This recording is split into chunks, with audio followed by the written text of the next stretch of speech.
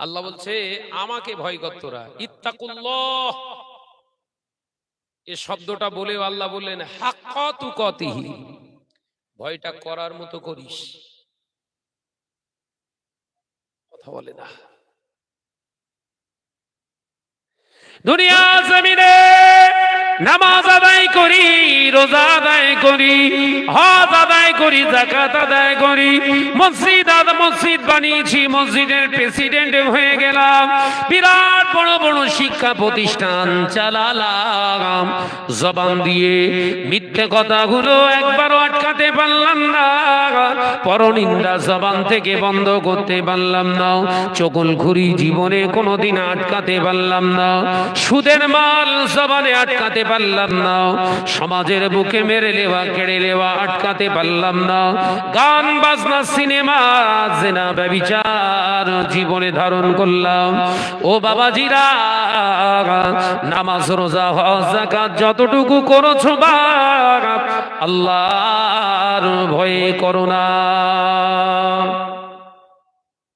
আল্লাহর ভয় হয়নি। আল্লাহকে যারা ভয় করে তারা শুধু নামাজ পড়ে না, আল্লাহকে ভয় করনে वालो हर जगह पे अल्लाह को याद करते हैं। একবার জোরে বলুন। সুদের টাকা হাতে নেওয়ার আগেই ভয় করবে, ওরে বাপ রে বাপ, সুদ। জবানে মিথ্যা কথা না, জীবন চলে যাবে, মিথ্যার আশ্রয় নেব না, কারণ আমার জন্য হলো মিথ্যাটা হারাম। আল্লাহকে ভয় করছি, আমার জবানে পরনিন্দা করা হারাম, ভয় করছি। হাতে তসবিহ নিয়ে মসজিদে বসে বসেই কুটকুট কুটকুট করে পরনিন্দা করছে, বলে মিথ্যে কথা বলছি। কি আল্লাহকে ভয় করলে বাবা? মাথায় টুপি, বড় জুব্বা, বলো তোমাকে বাঁচাতে পারলো? নামাজ নামাজিকে যদি পাপাচার থেকে না বাঁচাতে পারে, ওই নামাজটা জাহান্নাম থেকে আপনাকে কি করে বাঁচাবে? আলোচনা বুঝতে পারছেন? এই নামাজি, নামাজ আদায় করছো, নামাজ আদায় করার পরে যদি তোমার মিথ্যা কথা জবানে না আটকাতে পারে তোমার নামাজ, জিনা ব্যভিচার থেকে যদি না বাঁচাতে পারে তোমার নামাজ, দুনিয়া জমিনে মেরে কেটে খাওয়া, অন্যায় রাহাজানি করা থেকে যদি না বাঁচাতে পারে, জাহান্নাম থেকে কি করে বাঁচায় বাপ?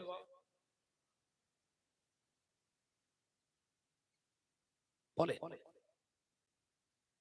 আপনি একটা উদাহরণ দেন, পৃথিবীর জমিনে একজন আল্লাহ ওয়ালা, আল্লাহর মাহবুব বান্দা নামাজ কালাম করেছে, আবার অন্যায় রাহাজানি করেছে, বলতে পারবেন? দেখাতে পারবেন? নামাজ আদায় করেছে, অন্যায় রাহাজানি গুলোকে হারাম বলে পেছন মোড়লিয়ে দাঁড়িয়ে রয়েছে, না খাওয়া অবস্থায় দিন গুজরান করেছে, হারাম মুখে দেয়নি, এরাই হয়েছে আল্লাহর ওলি। একবার জোরে বলুন না সুবহান। আমাদের চেকনাই চেকনাই ড্রেস, কিছু আটকাচ্ছে আমাদের দ্বারা? কথা বলছেন না কেন? আমাদের দ্বারা কিছু আটকাচ্ছে? কি করতে জীবনে বাকি আছে আমাদের বলেন?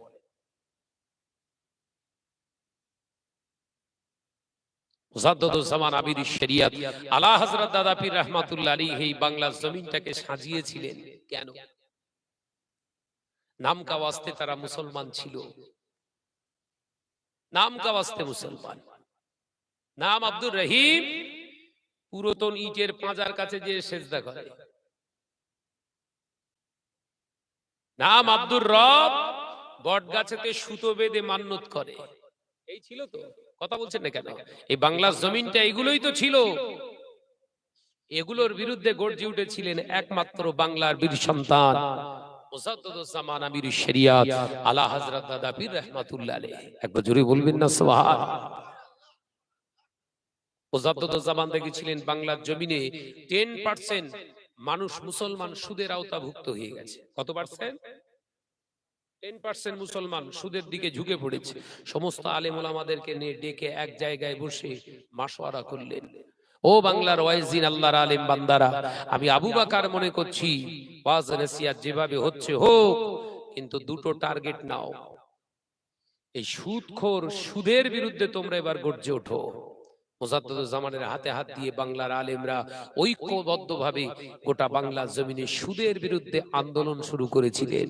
1936 সালে দরবারে ফুরফুরা শরীফে বসে ঐক্যবদ্ধ হয়ে আলেম ওলামারা ওয়াজ নসিহত শুরু করে দিলেন। 3 বছর ধরে ওয়াজ করলেন। 10% সুদের আওতাভুক্ত সুদ ছেড়ে দিয়ে 3% এসে ঠেকে গেল, 7% সুদ ছেড়ে দিল। একবার জোরে বলবেন না? আগে ওয়াজ নসিহত কম হতো না বেশি হতো? কম হতো না? সুদ ছেড়ে দিয়েছে। আর এখন ওয়াজ নসিহত বল না রে বাবা, এখন বেশি হচ্ছে সুদ। 95% এমন এমন গ্রাম আছে 99% সুদের আওতাভুক্ত হয়ে গেছে। এখন আর পুরুষগুলো এত চালাক হয়ে গেছে, ওরা আর গিয়ে টাকা আনতে যায় না, বউকে পাঠাচ্ছে, তুই গিয়ে লিয়ে আয়। কাকে পাঠাচ্ছে? ঘরের বউ। কারণ ওর বউ আবার একটু হেজাবি, তো বোরকা পরে আনতে যায়। রেগে যাচ্ছে? ও বাজারেরা, নজরেরা, যুবকেরা, ছেলেরা, বাচ্চারা, পর্দানশীরা, মা বোনেরা, দর্জি পাড়ার মুসলমানেরা, আল্লাহ নবী দো জাহানের বাদশাহ হাবিবুল্লাহ নবী জনাবে মুহাম্মদুর রাসূলুল্লাহ সাল্লাল্লাহু আলাইহি ওয়াসাল্লাম পাক জবানে জানিয়ে দিলেন, ও আমার সাহাবীরা, এমন একটা দিন আসবে, সময় আসবে, যেদিনে দেখতে পাওয়া যাবে আমার উম্মতেরা নামাজ আদায় করবে, রোজা আদায় করবে, হজ আদায় করবে, যাকাত আদায় করবে। আমার উম্মতিরা দুনিয়ার জমিনে বড় বড় মসজিদ বানাবে। আমার উম্মতিরা বোরকা পরিধান করবে, হিজাব করবে তারা। ও আমার সাহাবীরা, মসজিদগুলো হবে অতি শান শওকতের, বড় বড় নকশাওয়ালা মসজিদ বানাবে। ও আমার সাহাবীরা, মসজিদ ভর্তি মুসল্লি পাওয়া যাবে। আল্লাহকে ভয় করনে ওয়ালা মুসলমানের অভাব হয়ে যাবে। কার অভাব হয় বললো বিশ্বনবী? আল্লাহকে ভয় করনে ওয়ালা মুসলমানের সংখ্যা কমে যাবে, অভাব হয়ে যাবে, মুসলমান পাওয়া মুশকিল হয়ে যাবে, ইমানদার ভর্তি হয়ে যাবে, মসজিদের নামাজি মুসল্লি ভর্তি হয়ে যাবে, আল্লাহকে ভয় করনে ওয়ালা মুসলমান খুঁজে পাওয়া মুশকিল হয়ে যাবে। হচ্ছে কথা বলে না। ও নওজওয়ানেরা, যুবকেরা, ছেলেরা, বাচ্চারা, আল্লাহ নবী সাহাবীরা প্রশ্ন করলেন, ইয়া রাসূলুল্লাহ, হাবিবাল্লাহ, ইয়া রাসূলুল্লাহ, হাবিবাল্লাহ, কারণটা কি? আল্লাহ নবী বললেন, বাবা সাহাবীরা, ওয়ালির রিবা, তার কারণ হলো সুদ। আমার উম্মতিদের ঘরেতে সুদের লেনদেন শুরু হয়ে যাবে। কিসের? সুদের লেনদেনকারী হবে উম্মত। নামাজ পড়বে, সুদ ছাড়া চলতে চাইবে না। মাইক একবার ডাকেন তো, সাউন্ড সিস্টেম আর কই? অতিরিক্ত ইকো দিয়ে রেখেছে তো, বাইরের মানুষ কিচ্ছু বুঝতে পারবে না। কথা ঠিক না ভুল জোরে বলেন, একটু আসেন। কিসের আওতাভুক্ত হবে বললেন নবী? জোরে বল বাপ। সুদের লেনদেনকারী হবে। একটা গাড়ি কিনবে সুদে, একটা মোটরসাইকেল কিনবে সুদে, একটা আপনার মোবাইল কিনছে সুদে, একটা ঘর করছে সুদে, ড্রেস কিনছে সুদে। সুদ ছাড়া মানুষ আর চলতে বলদারে বাপ চলতে চাইছে না। ডাউন পেমেন্টে গাড়ি কিনছে, ইকোটা কমিয়ে দাও, এই ইকো আমার অসুবিধা হচ্ছে, কমিয়ে দেন, একদম পুরো কেটে দিও না। কথা বুঝতে পারছেন না? হ্যাঁ, থাক। সুদের আওতাভুক্ত হয়ে যাচ্ছে, অথচ আমরা নীরব, আমাদের প্রতিবাদ নেই। এ কথা বলছেন না কেন?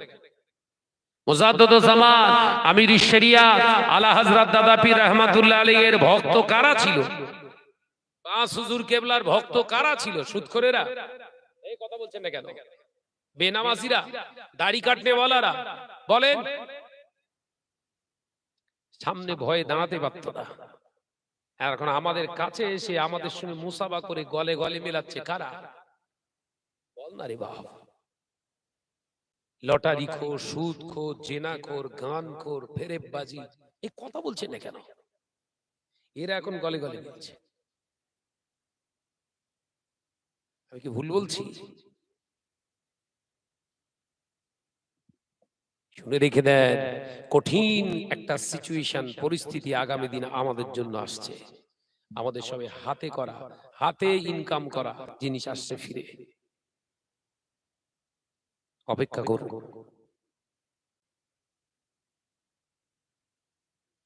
ভাইরা, নজনেরা, যুবকেরা, ছেলেরা, বাচ্চারা, পর্দানশীনা মা ও বোনেরা, আল্লাহ নবী, দয়ার নবী, রাহমাতাল লিল আলামিনের প্রাণপ্রিয় সাহাবায়ে কেরামেরা অবাক হয়ে গেলেন। আল্লাহ নবী বললেন, বাবা সাহাবীরা, আমি নবী জানিয়ে দিলাম, মান ক্বালা লা ইলাহা ইল্লাল্লাহ ফাদাখালাল জান্নাহ, যে একবার জবান দিয়ে কলেমা পড়ে নেবে, নেই কোনো মাবুদ আল্লাহ ছাড়া, আমি নবী মুহাম্মদুর রাসূলুল্লাহ সাল্লাল্লাহু আলাইহি ওয়াসাল্লাম জানিয়ে দিলাম, সে আল্লাহর জান্নাতে যাবে।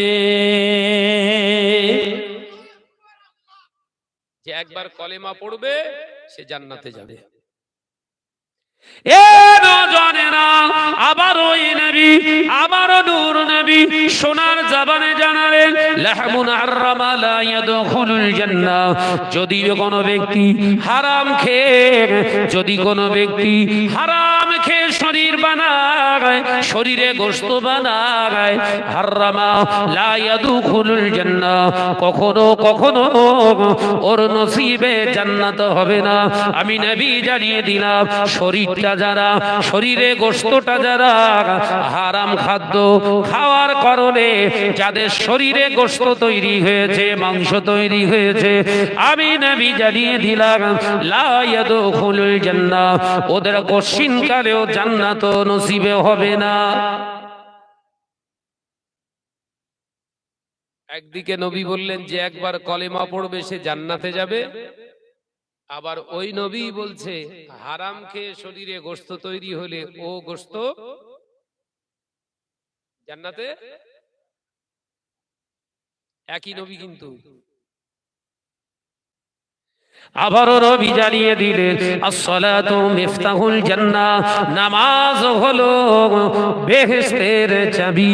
ও নওজওয়ানেরা, আল্লাহ নবী পাক জবানে জানিয়ে দিলেন, ও বাবা সাহাবীরা, এমন একটা দিন আসবে, সময় আসবে, যেদিনে দেখতে পাওয়া যাবে আমার উম্মত নামাজ পড়বে, রোজা করবে, হজ করবে, যাকাত দেবে, আমার উম্মতেরা ওমরাকারী হবে, আমার উম্মতেরা টুপি পরবে, দাড়ি রাখবে। আমি নবী জানিয়ে দিলাম, আমার থেকে দামি দামি তারা জুব্বা পরিধান করবে। আমি নবী জানিয়ে দিলাম, মসজিদ ভর্তি নামাজি পাওয়া যাবে, মসজিদে মুসল্লি ভর্তি হয়ে যাবে, অথচ মুসল্লিদের অন্তরটা মসজিদের ভিতরে আর থাকবে না।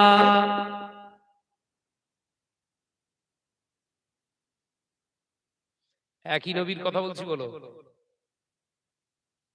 আরো দুটো একটা বলেলি, তারপরে বুঝিয়ে ইনশাল্লাহ চেষ্টা করব। দুটো একটা একটু বাড়বো, আগে বাড়বো। ও বাজানেরা, নওজওয়ানেরা, যুবকেরা, ছেলেরা, বাচ্চারা, দর্জিপা মুসলমানেরা, আলোচনা বুঝুন। আল্লাহ নবী জানিয়ে দিলেন, বাবা সাহাবীরা, ওই সময় মসজিদগুলো হবে অতি শান শওকতের, অতি সুন্দর নকশাওয়ালা, ডিজাইনওয়ালা মসজিদ বানাবে উম্মত, মসজিদের আমানত থাকবে না।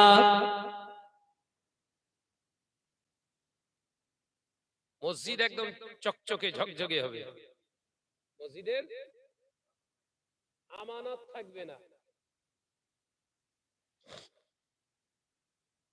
আল্লাহ নবী সাহাবীরা নবীকে প্রশ্ন করলেন, ইয়া রাসূলুল্লাহ, হাবিবাল্লাহ, কারণটা কি? আল্লাহ নবী সব প্রশ্নের উত্তর দিলেন, অলির রিবা, তার কারণ হলো সুদের লেনদেনকারী হবে। সুদের লেনদেনকারী হবে, সুদ ছাড়া মানুষ চলতে চাইবে না।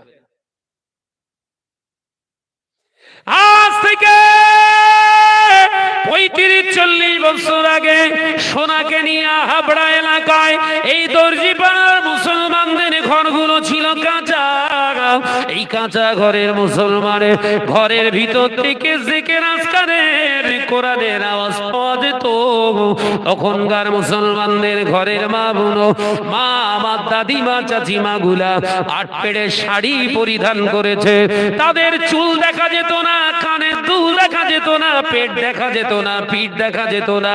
ও দর্জিপাড়ার মুসলমানেরা, আজকে 30 বছর 35 বছর পরে মুসলমানের ঘর কাঁচা আছে, খুঁজে খুঁজে বেড়াতে হয়। মুসলমানের পাকা ঘর হয়ে গেল, মুসলমানের শাড়ি হয়ে গেল 12 হাত, মুসলমানের লেবাস হয়ে গেল দামি দামি। ও নওজওয়ানেরা, দর্জিপাড়ার মুসলমানের একবার দয়া করে বলো, হাজার হাজার নয় লক্ষ লক্ষ টাকার মালিক হয়েছে বাবা। ঘরের ভিতর থেকে সকালবেলা কিংবা সন্ধ্যাবেলা জিকিরের আজকারের আর আওয়াজ কি পাওয়া যায়? কোরআন তেলাওয়াতের আওয়াজ কি পাওয়া যায়? বরঞ্চ ওই ঘরগুলো থেকে, ওই পাকা ঘরগুলো থেকে রাত 1টা 1:30 2টার সময় হিন্দি গানের আওয়াজ শুরু হয়। মিথ্যে কথা বলা হচ্ছে বোধহয়। আরে উন্নতি হচ্ছে না ধ্বংস হচ্ছে কোনটা? শাহনাজ ভাই বললি এরে আওয়াজ জেনা করবো। রোগ ধরে যখন ডাক্তার ট্রিটমেন্ট শুরু করে না, ও ডাক্তারের বেশি দাম থাকে না বোধহয়। আরে হেতুড়ের দাম বেশি, কিন্তু জানে না ওই হেতুড়িটা এসে, হেতুড়ে ডাক্তার কোয়াক ডাক্তার এসে আন্দাজে ওষুধ মেরে ওর কিডনি নষ্ট করবে, ও বলো জানে না। আজকে সমাজে ঠিক এই কিডনি নষ্ট করার পরিস্থিতি তৈরি হয়েছে। নসিহাতের সংখ্যা বেড়েছে, সুদখোর কথা বলে না, সুদখোর বহাল তবিয়াতে, শুধু বাড়া নয় কোনে কোনে পৌঁছে গেছে। যে বলছে আমি সুদ থেকে বেঁচে আছি, ওর বেই সুদখোর। বেঁচে আছে কি জ্বালা বলেন দি, বোঝে না তো। যে বলছে আমি সুদের কারবার করি না, ওর নিজের বেইবিন সুদ খায়, সুদের লেনদেনকারী। একদিন হলেও 1 খিলি পান খেয়েছ তো?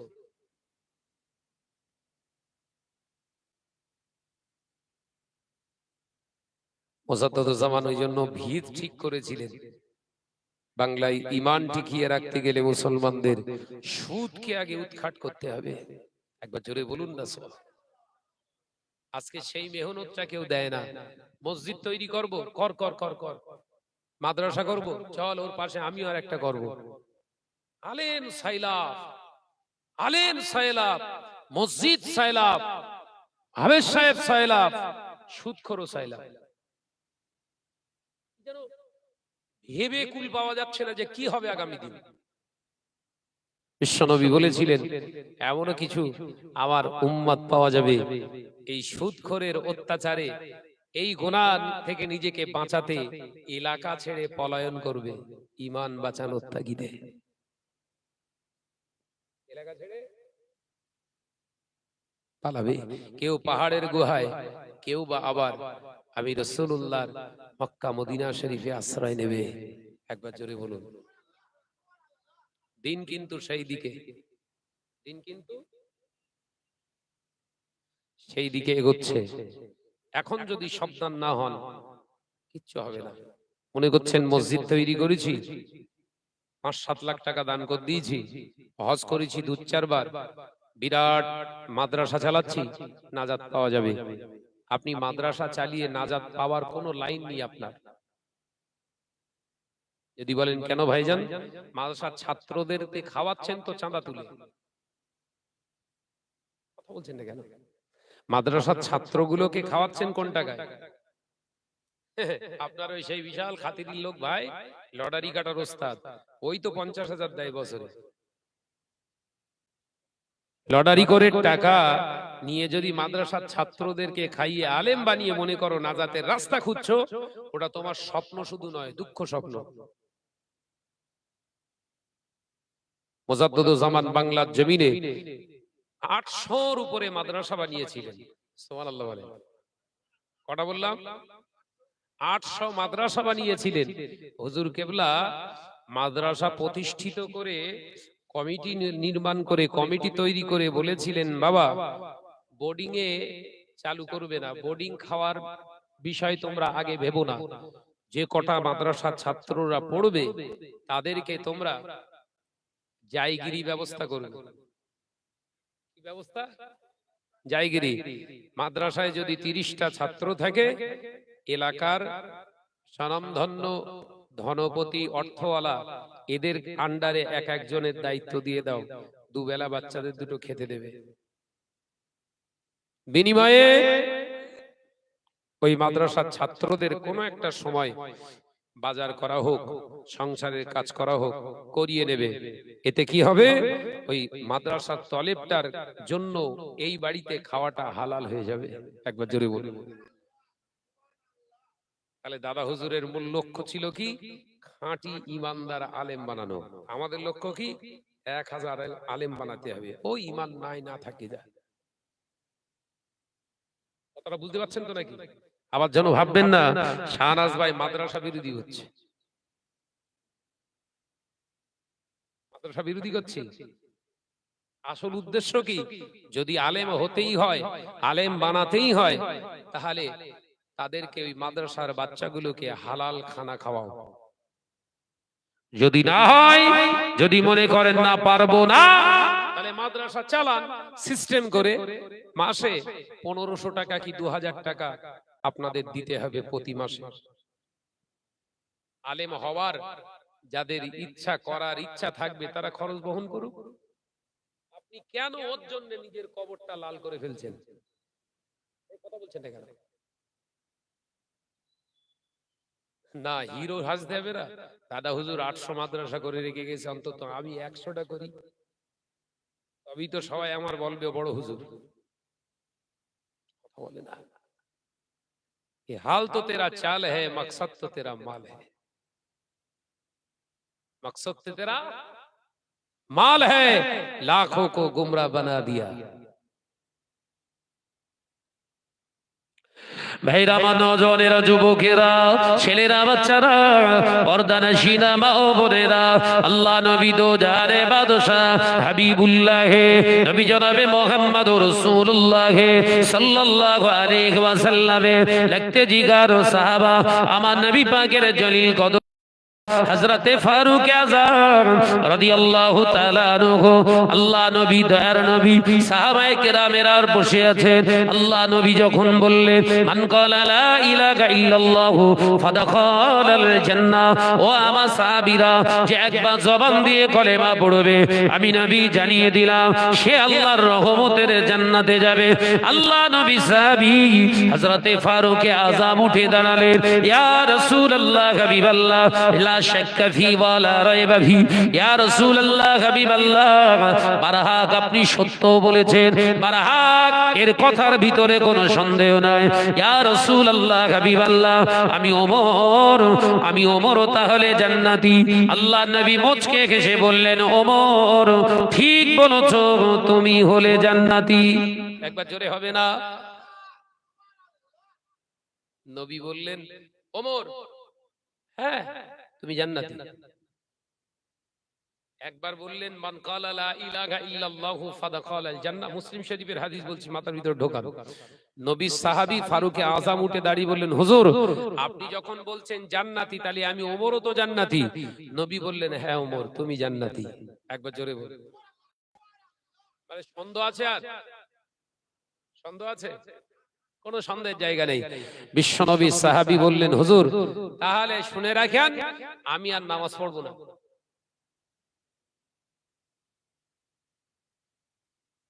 মাত্র একটু ঢোকাচ্ছেন তো ভাই, বসেন বাবাজি, সামনের দিকে আসেন।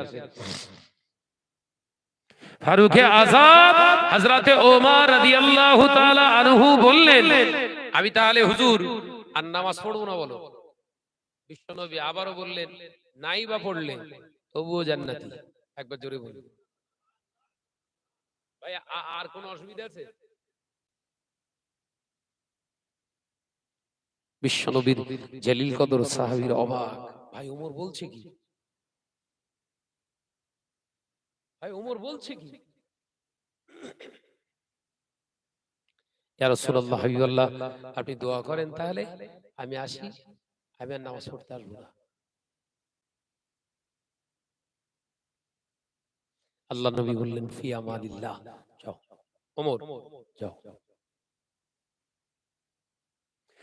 আল্লাহ নবী জলিল কদর সাহাবী হযরতে ফারুক আযম ওমর রাদিয়াল্লাহু তাআলা আনহু হুজুর আমার নবীর দরবার থেকে আলবিদা নিলেন, সালাম দিয়ে বেরিয়ে যাচ্ছেন।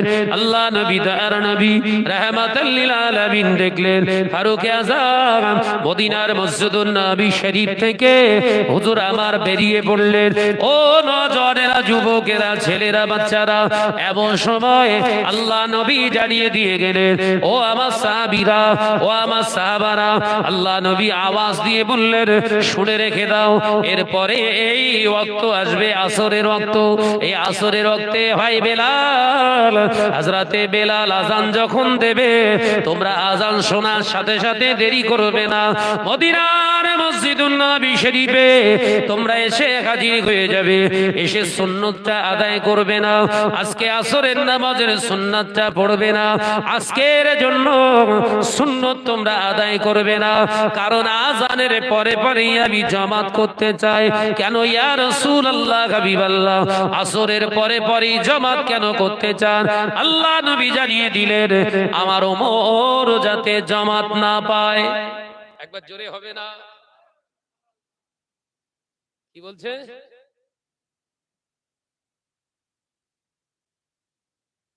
ওমর এসে যেন জামাত না পায়। হযরতে ওমর রাদিয়াল্লাহু তাআলা আনহু বললেন নামাজ পড়বো না, আর নবী কি বলছে? ওমর যেন জামাত না পায়। তার মানে নবীর ঈমান, ওমরের প্রতি ইয়াকিনান বিশ্বাস, ওমর ঠিক আসবে। একবার জোরে বল, একবার জোরে হবে না? আমাদের প্রতি নবীর এই বিশ্বাসটা আছে। এত সুন্দর করে ও মসজিদ তৈরি করছে, সেক্রেটারি বা ক্যাশিয়ার ওরা ঠিক 5 ওয়াক্ত এসে হাজির হবে, এই বিশ্বাস রাখে? মসজিদের সেক্রেটারি সে দাঁড়িয়ে পেচ্ছাপ করে, মসজিদের ক্যাশিয়ার সপ্তাহে একদিনও নামাজ পড়তে আসে না। এখন ওই ব্যক্তির কাছে যদি মসজিদের টাকা থাকে, ও মসজিদ খানে খারাপে গেছে না যায়নি? একটা মসজিদ ভেঙেছে, বাবরি মসজিদ, তার জন্য খুব পুড়ুং পুড়ুং চুড়ুং চুড়ুং লেগে গেল। আর আল্লাহর ঘরের সঙ্গে যে স্বয়ং এই মুসলমান ভেঙে ফেলে দেওয়ার থেকে আরো বাদরামি করছে, এর বিরুদ্ধে আন্দোলন কবে করেছিলেন? বরঞ্চ একে তো সমর্থন দিয়েছেন। হ্যাঁ হ্যাঁ, শাহনাজ ভাই থাক, শাহনাজ ভাই একটু টাকাওয়ালা আছে, সুদ খায়, ওর হিসেব দেবে, কিন্তু ওর হাতে সব দায়িত্ব থাক, তাহলে মসজিদটা ভালো হয়ে থাকবে। আপনি তো বাবরি মসজিদ ও ভেঙে তো তছনছ করেছে, তার আগে তো ওর আপনার ঘরের মসজিদের ঈমানটা তছরূপ করে ফেলেছেন আপনি। পরের বিচার করতে খুব ভালো লাগে না? রেগে যাচ্ছে নাকি? আমি পর সমালোচনা ভালোবাসি না, আত্মসমালোচনা করা বিশ্বনবী বললেন তোমরা আত্মসমালোচক হও, আত্মসমালোচনায় নাজাত পাওয়া যায়। একবার জোরে বলুন। ও বেগানেরা, নওজওয়ানেরা, যুবকেরা, জীবনের মুসলমানেরা, পর্দানশীনা মা ও বোনেরা, আল্লাহ নবী জলিল কদর সাহাবীরা অবাক হয়ে গেলেন। আজকে নতুন কোন বার্তা প্রিয় জিবরিল আমিন এনেছে কিনা? আল্লাহ নবী বললেন না না, কোন ঐশী বার্তা আসে নাই, আমি নবী বলছি আজকের জন্য এটাই আজকে করতে চাই। আল্লাহ নবী সাহাবীরা আপনার প্রত্যেকে মাথা নত করে মেনে নিলেন। আল্লাহ নবী দয়া দয়ার নবী রাহমাতাল লিল আলামিন হুজুর আমার হুজরা মোবারকের ভিতরে ঢুকে গেলেন। কিছুক্ষণ পরে হযরতে বেলাল রাদিয়াল্লাহু তাআলা আনহু আযান হেঁকে দিয়েছে। আল্লাহু আকবার, আল্লাহু আকবার, আল্লাহু আকবার, আল্লাহু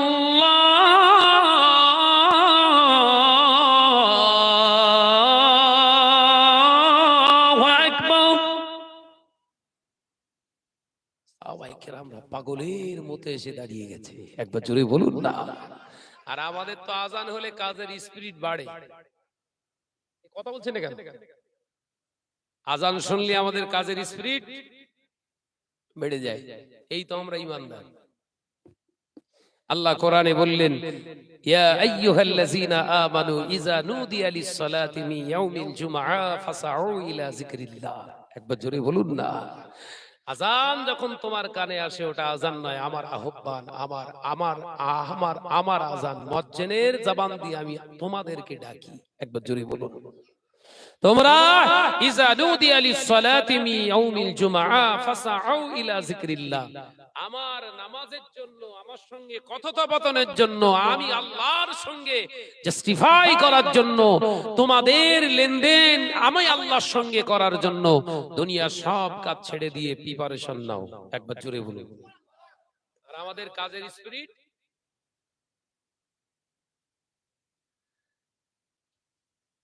আচ্ছা এখানেই ঘর তো মাশাআল্লাহ। 2019-এ আপনাদের গ্রামেরই মানুষ সন্তান একসঙ্গে আমরা উমরা করেছিলাম মাহে রমজানে। আমরা টোটাল 19 দিন ছিলাম, কাটিয়ে এসেছি। আল্লাহ কাটিয়ে নিয়ে এসেছেন বাবাজি। তারপরেও আমি দুবার গেছি, আল্লাহ নিয়ে গেছে। যে আজান হয়ে গেলে মসজিদে নববী শরীফে, হারাম শরীফে আজান হয়ে গেলে কোটি কোটি টাকা সোনা পড়ে আছে, ওইভাবে চিৎকার ফেলে রেখে পাগলের মতো ছুটছে নামাজের মুসাল্লালে। ওরা মুসলমান না আমরা? তাহলে আমরা কি? ভেজাল। ভেজালের দাম বেশি না কম? কথা বলে না তো। এই ভেজালের দাম বেশি না কম? ওই জন্য ভারতবর্ষের মুসলমানের দাম নেই।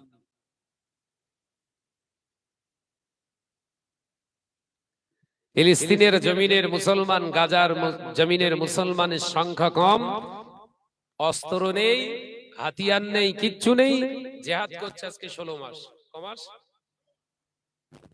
16 মাস ধরে জিহাদ করছে, এখনো গাজার সঙ্গে পেরে উঠতে পারিনি। গোটা ইসরায়েল সরকার সহ আমেরিকা বিরাট কিছু তোড়জোড় আয়োজন করে কিচ্ছু করতে পারছে না। তাই নিরীহ গাজাবাসীদের উপরে বোম্বিং করে করে মিসাইল ছুড়ে ছুড়ে তাদেরকে শহীদ করে দিল 60,000 মুসলমান, নরনারী, কচি বাচ্চা। কত হাজার? 60,000। এখনো গাজাবাসী বলছে জিহাদ, যুদ্ধ চলছে, এটা চলুক। এর জন্য কোন রকম আত্মসমর্পণ নয়, কারণ আমরা যে জিহাদ করছি কেবলমাত্র আল্লাহর দ্বীনকে প্রতিষ্ঠিত জমিনের উপরে টিকিয়ে রাখার জিহাদ। একবার জোরে বলুন।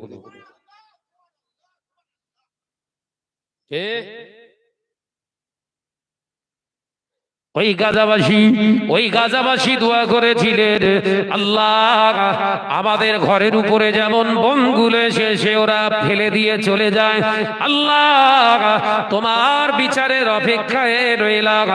আমাদের বিশ্বাস তুমি উত্তম পরিকল্পনা করেনেওয়ালা রব্বুল আলামিন, তুমি এর উত্তম বিচারটা করে দিও। ও নওজওয়ানেরা, যুবকেরা, দীর্ঘ 3 দিন হচ্ছে আমেরিকার ক্যালিফোর্নিয়া বলে একটি বিরাট বিস্তীর্ণ কয়েক হাজার একর জমি আল্লাহর গায়বী আগুন লাগিয়ে দিয়েছে।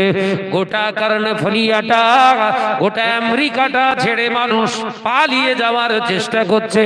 বড় বড় 10 তলা 15 তলা বিল্ডিং এ বোমা মেরে যেমন চূর্ণ বিচূর্ণ করে দিয়েছিল, আমার আল্লাহর কুদরতি আগুন লাগিয়ে দিয়ে 25 তলা বিল্ডিং কেও ধূলিসাৎ করে দিয়েছে। সে আগুন লিভাতে পারছে না। উত্তম পরিকল্পনা করে কে? জোরে বলেন। এই আল্লাহর সাহায্য নিতে গেলে আমাকে আপনাকে কমপ্লিট মুসলমান হতে হবে, ভেজাল ওলি হবে। আমরা কি কথা বলে না তো? ভেজাল না, নিজে নামাজ পড়ি, বউ নামাজ পড়ে না। আমি হুজুর হয়ে ঘুরছি, বিরাট হাজি সাহেব হয়ে ঘুরছি, ওন্না টন্না মাথায় নিয়ে ঘুরছি, পাশে যে গিন্নি সই ও এক ওয়াক্তের নামাজের ধার ধারে না। ও ভাত বেড়ে দিয়ে আমি আবার বিসমিল্লাহ ওয়ালা বারাকাতিল্লাহ বলে চালাই। কথা বলে না তো? ভেজাল না চলি একদিনই এ অসুবিধা হচ্ছে না কি বলেন? শাহনাজ ভাইয়ের ওয়াজ হাত বোলানো না, মুগুদ্দের ঠোকা ওয়াজ, অসুবিধা হচ্ছে? ওই জন্য আল্লাহ কোরআনে জানিয়ে দিয়েছে, ইয়া আইয়ুহাল্লাযীনা আমানু, হে আমার বিশ্বাসী সম্প্রদায় বান্দারা, কু আনফুসাকুম, আমি আল্লাহ পাক জানিয়ে দিচ্ছি তুমি নিজে জাহান্নামের আগুন থেকে বাঁচাও, ওয়া আহলিকুম নার, আমি আল্লাহ পাক জানিয়ে দিলাম তোমার পাশে যে শয়ন করে ওটা তোমার আহলিয়া অর্থাৎ বিবি, তাকেও জাহান্নামের আগুন থেকে বাঁচাও, ওয়া আহলিকুম নার, শুধু ওকে নয় তোমাদের সংমিশ্রণে মেলামেশায় আমি আল্লাহ যে সন্তান তোমাদের দান করেছি তাদেরকেও জাহান্নামের আগুন থেকে বাঁচাও, ওয়া আহলিকুম নার, শুধু তারা নয় তোমার আপন নিজের ভাই তোমার ভাবি যারা আছে, তোমাদের আব্বা আম্মা যারা আছে তাদেরকেও জাহান্নামের আগুন থেকে বাঁচাও। একা মুসল্লিগিরি করতে যেও না।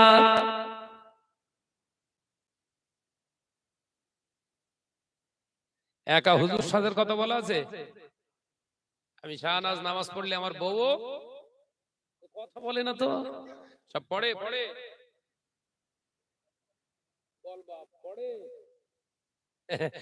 হ্যাঁ, পর্দা করে, মাথায় তো টুপি লাগিয়ে ঘুরছি। ঘরের বউটাকে পর্দানাশিনা বানাতে হবে, এটা কার হুকুম? নামাজ পড়া যেমন ফরজে আইন, ঘরের বিবিদেরকে মেয়েদেরকে পর্দানাশিনা করাটাও হলো ফরজে আইন। যদি এটা না মানেন তাহলে আপনি ইসলামের অর্ধেকটা মেনেছেন, অর্ধেকটা মানাননি, তাহলে আপনি জান্নাতে যেতে গেলে তাহলে আপনার অর্ধেকটা যাবে।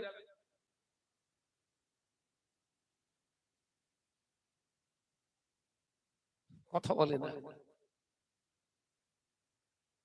আমার কথা রাগ হচ্ছে নাকি বলেন? সব টেনশনে পড়েছে, এরই কেন দাওয়াত করলো নাকি?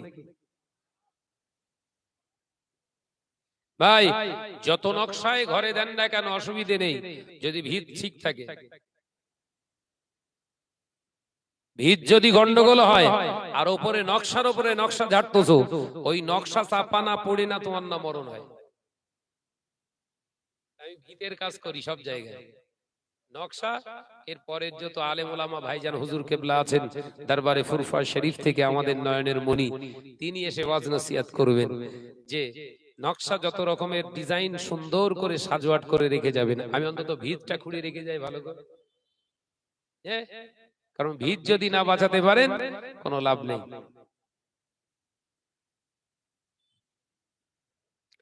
ভাইরা, নওজওয়ানেরা, যুবকেরা, ছেলেরা, বাচ্চারা, পর্দানশীনা মা ও বোনেরা, আল্লাহ নবী দয়ার নবী রাহমাতাল লিল আলামিনের সাহাবায়ে কেরামেরা সবাই প্রেজেন্ট হয়ে গেলেন।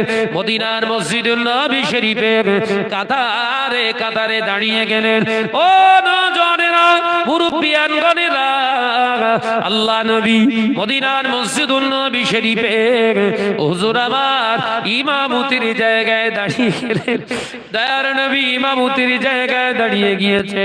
আল্লাহ নবী মদিনার মসজিদুন নবী শরীফে ইমামতির জায়গায় দাঁড়িয়ে একবার পিছনের দিকে তাকিয়ে আওয়াজ দিলেন সোনার নবী সোনার জবানে, ও আমার সাহাবীরা, আমি নবী তোমাদের বলছি বলো সবাই কি প্রেজেন্ট?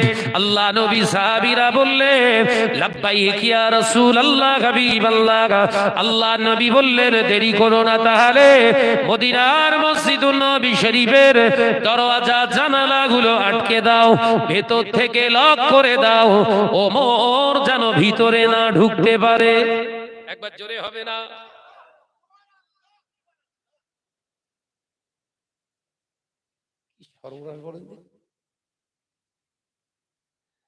আমার ওমর যেন কোন প্রকারে ভিতরে না ঢুকতে পারে, ভেতর দিয়ে লক করে দাও। ওটা নবীর জন্য খাস বলো, আমাদের জন্য না। মসজিদে জমাত চলাকালীন মসজিদ দরওয়াজা জানালা বন্ধ করে নামাজ পড়া হচ্ছে মাকরুহ। তাদের জন্য, আমাদের জন্য, কিন্তু নবীর জন্যটা হালাল, চলবে। অনেক নামাজি মুসল্লিরা রয়েছে বলে নবী আমাদের মতোই, বলে না বলে না। জানবেন ইমানে পোকা লেগেছে। কি পোকা? মেজরো পোকা লেগেছে। কি পোকা বাপ? ভাইরা, আমার নওজওয়ানেরা, যুবকেরা, ছেলেরা, বাচ্চারা, পর্দানশীনা মা ও বোনেরা, আল্লাহ নবী দয়ার নবী রাহমাতাল লিল আলামিন মদিনার মসজিদ নবী শরীফের দরওয়াজা জানালাগুলো বন্ধ করে দিতে বললেন। সাহাবায়ে কেরামদের বলা মাত্রই বন্ধ করে দিয়েছে। আল্লাহর নবী নামাজে দাঁড়িয়ে গেলেন। আল্লাহু আকবার। আল্লাহ নবী নামাজ শুরু করে দিলেন। এক রাকাত নামাজ হয়ে গেল, দুই রাকাত নামাজও হয়ে গেল। হুজুর আমার নামাজের মুসাল্লায় প্রথম বৈঠকে বসে পড়লেন। আল্লাহ নবী আত্তাহিয়াত পড়ে হুজুর আমার উঠে পড়লেন। আল্লাহু আকবার বলে যখন কিয়ামে দাঁড়ালেন,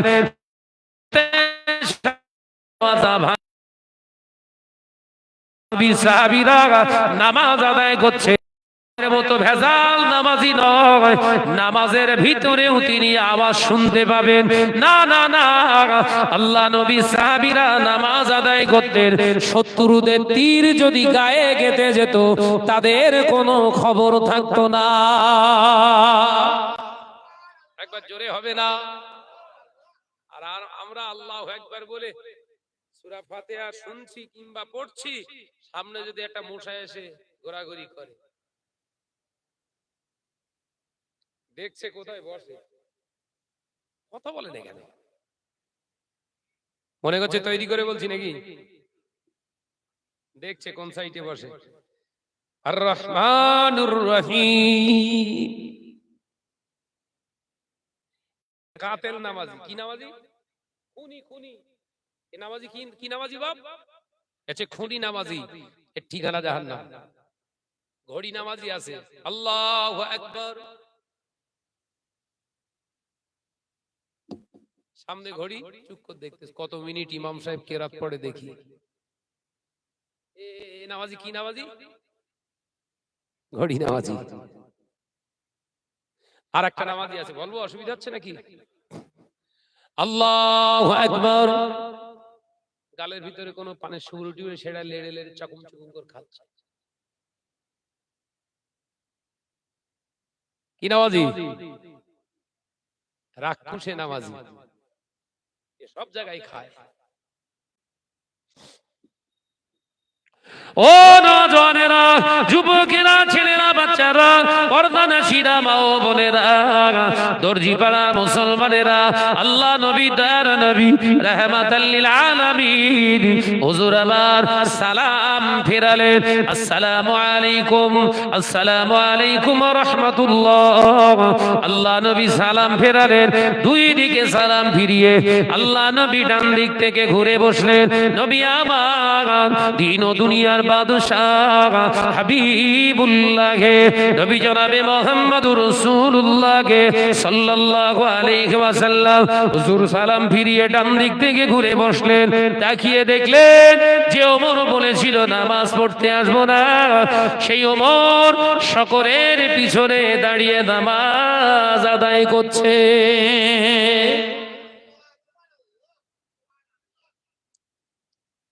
নবী ইশারা করলেন, এই আমার সাহাবীরা কোন শব্দ করো না, ওমরের নামাজ শেষ করতে দাও। ভাইজানেরা বসেন। দাঁড়িয়ে ওয়াজ শোনা যায় না, পার্টির বক্তব্য শোনা যায়। এটা জলসা হচ্ছে, তাই তো নাকি? ডিসিপ্লিন মানুন বাপ। আমরা মুসলমান, আমাদের প্রত্যেকটা জায়গায় ডিসিপ্লিন অবলম্বন করে চলতে হয়। কথা ঠিক না ভুল জোরে বলেন? যে দাঁড়িয়ে থাকবেন না। ভাইদের বলছি বসেন। যদি বসতে আপনার অসুবিধা হয় তাহলে চলে যান, দাঁড়িয়ে থাকতে দেব না। আপনাদের বলছি আসেন ভিতরে হয় বসেন, আর নইলে সুপার মার্কেট একটা বসেছে ওই সাইডে চলে যান। মহব্বতের সঙ্গে দরুদ আল্লাহুম্মা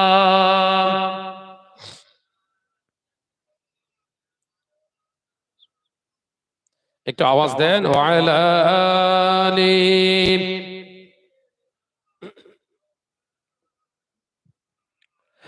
ডেকে লও রাসূলুল্লাহ রওজা পাকের কিনারে, আমি সইতে পারি না বিরহ ব্যথা, ধন্য করো দিদারে। জোরে বলবেন না সুবহান, জোরে হবে না সুবহানাল্লাহ। ডেকে লও রাসূলুল্লাহ রওজা পাকের কিনারে, আমি সইতে পারি না বিরহ ব্যথা, ধন্য করো দিদারে। আল্লাহুম্মা সাল্লি আলা। মাশাআল্লাহ মাশাআল্লাহ, আরে কি জোরে ওয়া আলা আলি। নূরে উজ্জ্বল চেহারা তোমার, দেখে মন যে ভরে যায়, তোমার ওই গুম্বাদে খাজরা দেখে ঈমানও বেড়ে যায়। একবার জোরে হবে না? ডেকে লও রাসূলুল্লাহ রওজা পাকের কিনারে, আমি সইতে পারি না বিরহ ব্যথা, ধন্য করো দিদারে। আল্লাহুম্মা সাল্লি আলা। মাশাআল্লাহ, একসঙ্গে পড়ি ওয়া আলা আলি। মদিনার ওই আকাশ, মদিনার ওই বাতাস, মদিনার ওই আকাশ, মদিনার ওই বাতাস, মদিনার ওই জবালে উহুদ, তোমাকে ও সালাম জানাই। একবার জোরে হয় না? নারায়ে তাকবীর, নারায়ে তাকবীর। ডেকে লও রাসূলুল্লাহ রওজা পাকের কিনারে, আমি সইতে পারি না বিরহ ব্যথা, ধন্য করো দিদারে। আল্লাহুম্মা সাল্লি আলা।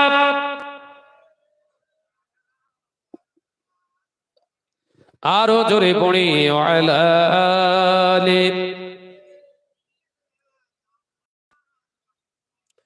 ও নজরেরা, যুবকেরা, ছেলেরা, বাচ্চারা, পর্দানশীনা মা ও বোনেরা, নবী আমার মদিনার মসজিদুন নবী শরীফে সাহাবায়ে কেরামদেরকে সবাইকে চুপ করতে বললেন। সাহাবায়ে কেরামেরা চুপ করে রইলেন। রাদিয়াল্লাহু তাআলা আনহুর ছেড়ে যাওয়া রাকাতগুলো আদায় করছেন। নামাজ শেষ হয়ে গেল।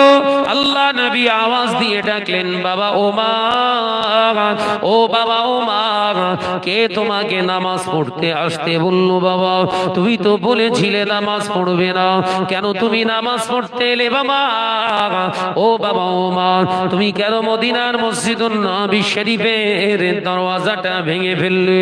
আল্লাহর নবী, দয়ার নবী, রাহমাতাল লিল আলামিন জমিনে পবিত্র জবানের এই কথাটা শোনার সাথে সাথে হযরতে ওমর ঝরঝর ঝরঝর করে কাঁদতে লাগলেন। ইয়া রাসূলুল্লাহ গে, ইয়া হাবিবাল্লাহ, হুজুর বেয়াদবি নেবেন না। আমি ওমর বলেছিলাম নামাজ আদায় করব না, আমি জবানে বলেছিলাম ঠিকই। মদিনার মসজিদ নববী শরীফ থেকে হযরতে ভাই বেলাল যখন আযান হেঁকে দিয়েছে, যখন আমার কানে এলো হাইয়া আলাস সালাহ,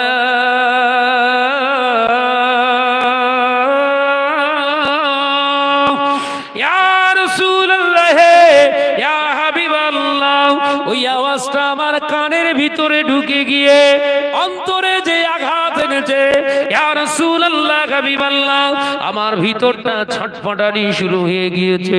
আমি ওমর নামাজ পড়বো না বলেছিলাম ঠিকই, আমার জবান দিয়ে আমি বলেছিলাম নামাজ আদায় করব না, আমার ঈমান আমার কথা শোনে না।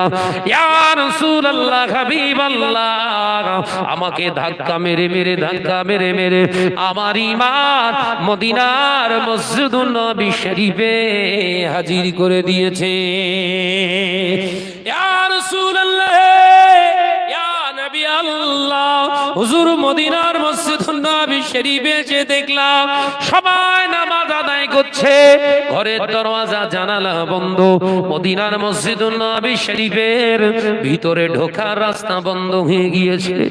ইয়া রাসূলুল্লাহ, আমি ঠেলাঠেলি করতে লাগলাম, কোন অবস্থাতে ঢোকার কোন জায়গা পেলাম না।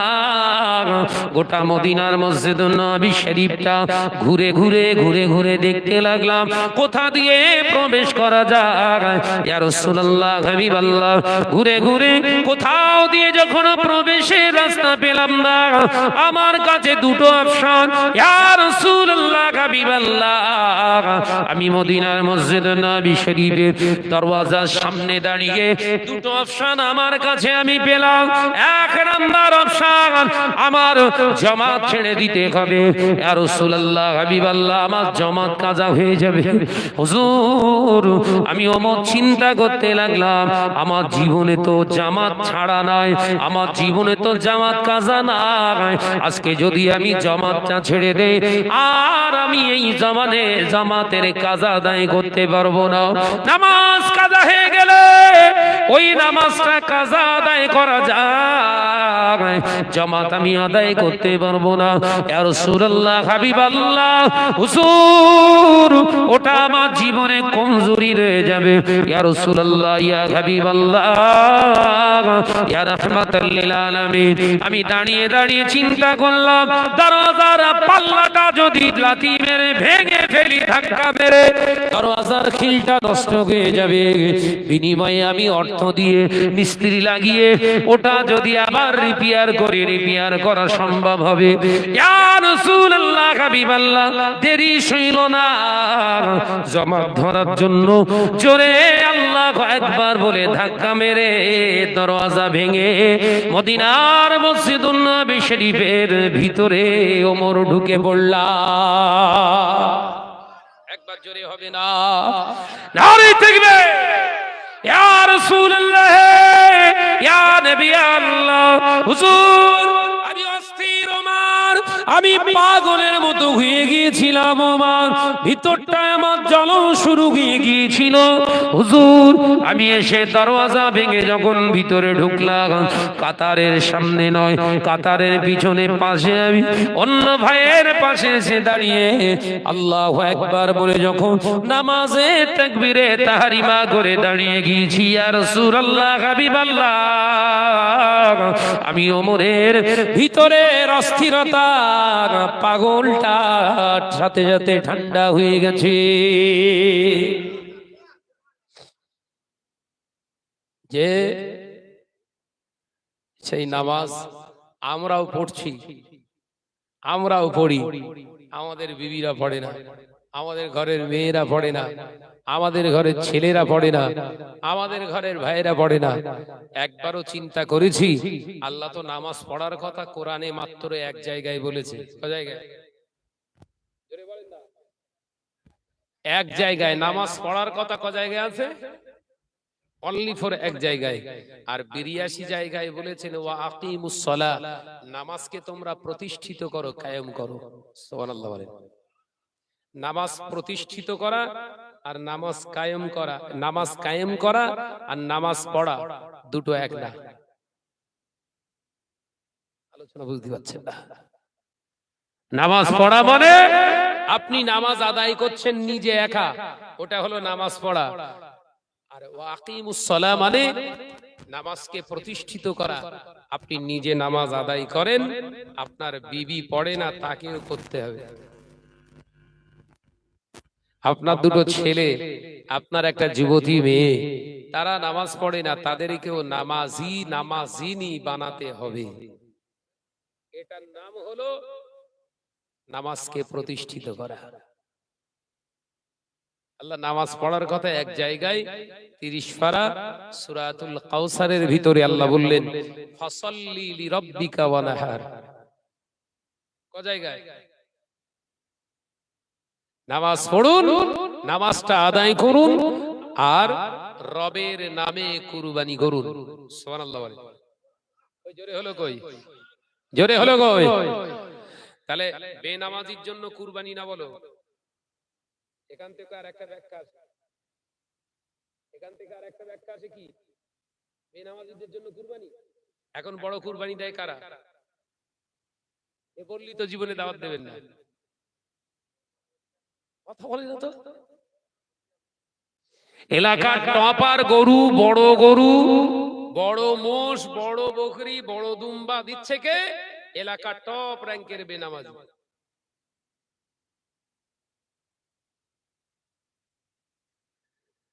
এলাকার সব থেকে দামি 70 থেকে 1.5 লক্ষ টাকার গরু কিনেছে কে? এলাকার টপার সুদখোর। ও বড় গরু কিনে গলায় ফুলের মালা দিয়ে এলাকায় 3-4 দিন ঘুরিয়েছে। ঘোরানোর পরে কুরবানি দেওয়ার সময় সবার জন্য খানা পিনার ব্যবস্থা করেছে। সবার প্রত্যেক বাড়িতে বলছে অন্য জন 500-700 করে দিয়ে গেছে। আরে শাহনাজ ভাই 1.5-2 কেজি করতেছে, যে গরুটা দিয়েছে ওটা তো প্রায় 250 কেজি ওজন। সবার 2 কেজি 2.5 কেজি করে দিয়ে গেছে। ওরে শাহনাজ ভাই এমনি তোরে 2 কেজি 2.5 কেজি দেইনি, ও একা জাহান্নামে যাবে না, তোরে লে তার পথ যাবে তাই দেশ। কি জ্বালা বলে বুঝে না তো? অসুবিধা হচ্ছে, দাওয়াত দেবেন না। একজন শরিয়তের আলিম, একজন শরিয়ত জাননেওয়ালা মানুষ যদি প্লেন হাত বুলিয়ে রেখে বেরিয়ে যায়, তাহলে এই আলেমটার দ্বারা ইসলামের আজ যাই হোক খেদমত হয়নি।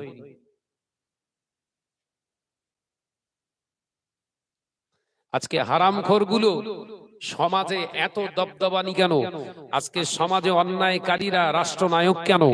আজকে চোর এলাকার নেতা কেন? আজকে সমাজের বুকে সমাজ বিরোধী, ইসলাম বিরোধী মানুষগুলো এলাকার বিচারক কেন? বিচার করবেন না?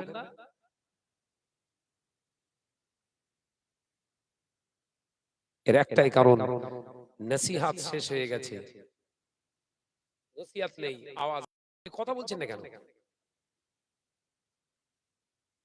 কোরআনের একটা আয়াত পড়ছে, তার অনুবাদটা বলে দিয়ে বেরিয়ে যাচ্ছে, তার প্রেক্ষাপট শানে নুজুল নেই। কথা ঠিক বলছি না ভুল বলছি? একের পর এক আয়াত, কত নম্বর পৃষ্ঠায়, কত নম্বর লাইনে, কত ধারায়, কত নম্বর আয়াত, সূরার নাম কি, ফটফট ফটফট করে বলে দিয়ে সেই আয়াতের ওর বাংলা অনুবাদ, কি বললাম, বাংলা অনুবাদ, তাফসীরটা আলাদা। অনুবাদ আর তাফসীর এক। অনুবাদটা দিব্যু ভড়বড় ভড়বড় করে শুনিয়ে দিয়ে চলে গেল। এলাকার মাতার ছেলে, ঘরের ছেলেদের মেয়েদের মাথা পুরো হ্যাং। শাহনাজ ভাইকে আগে আবার আগের বছরের দাওয়াত দে, কোরআন ছাড়া কথা বলছে না। এখন ওকে যদি বলা হয় একটা আয়াতের শুধু ওয়াজ আমাকে বল, মনে থাকে অনেকগুলো আয়াত তো।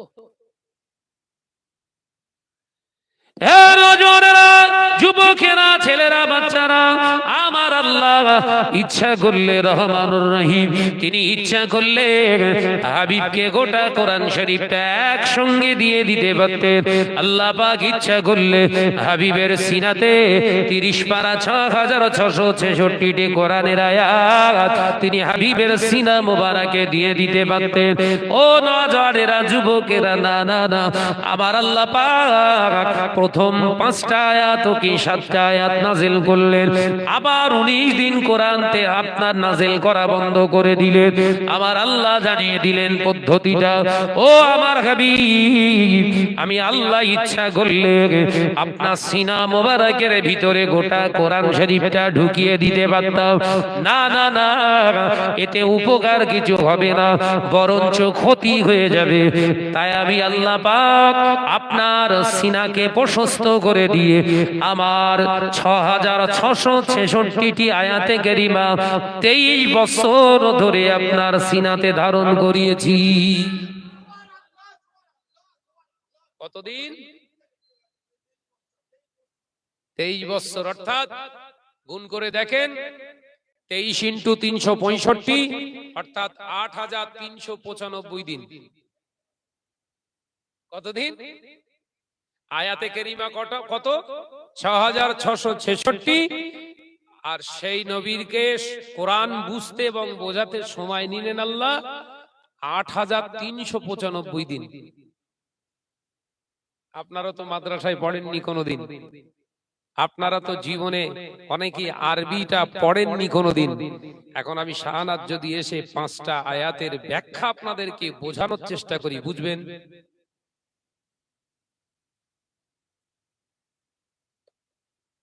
সমাজ কিভাবে গোমরার দিকে যাচ্ছে আমি একটু উদাহরণ দিলাম, মাথায় ঢুকছে?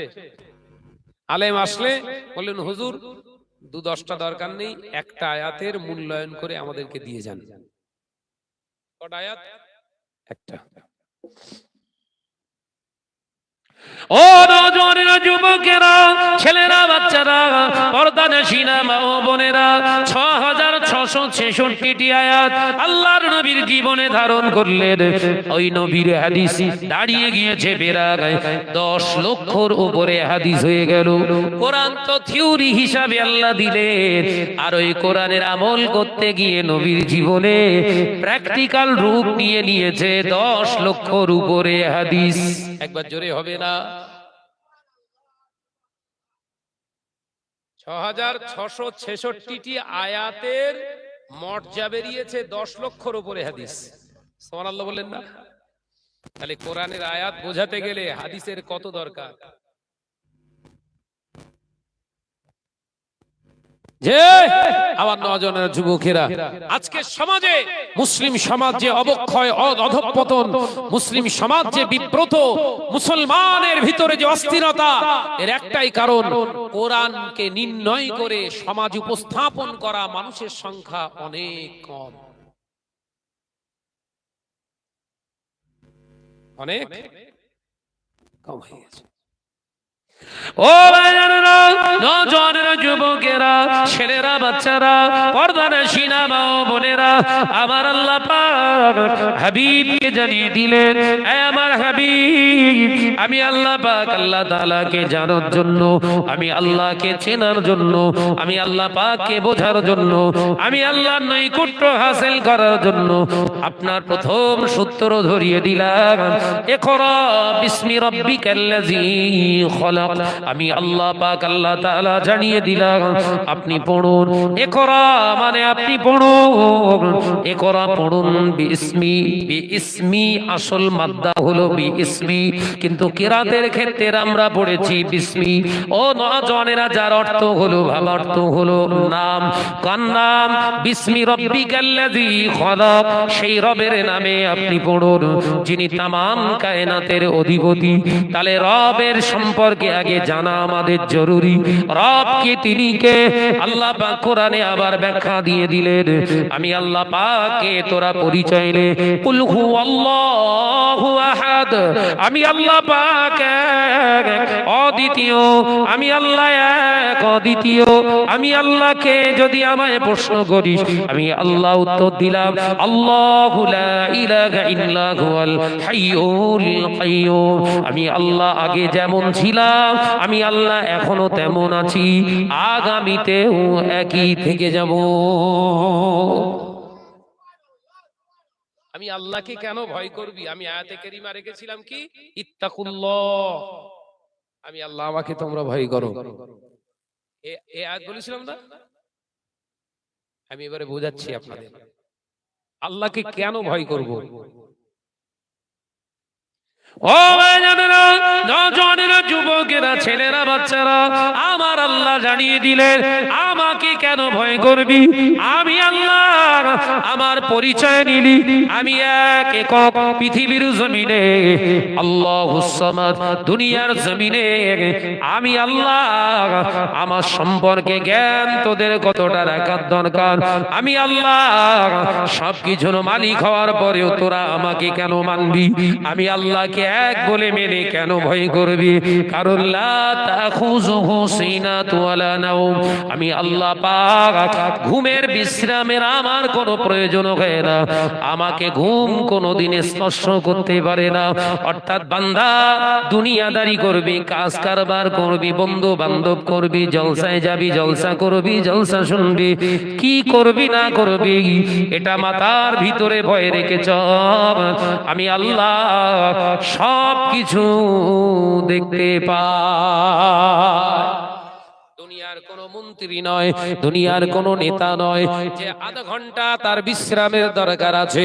দুনিয়ার কোন মন্ত্রী নয়, দুনিয়ার কোন মেম্বার নয় তার 6 ঘন্টা ঘুমের দরকার আছে।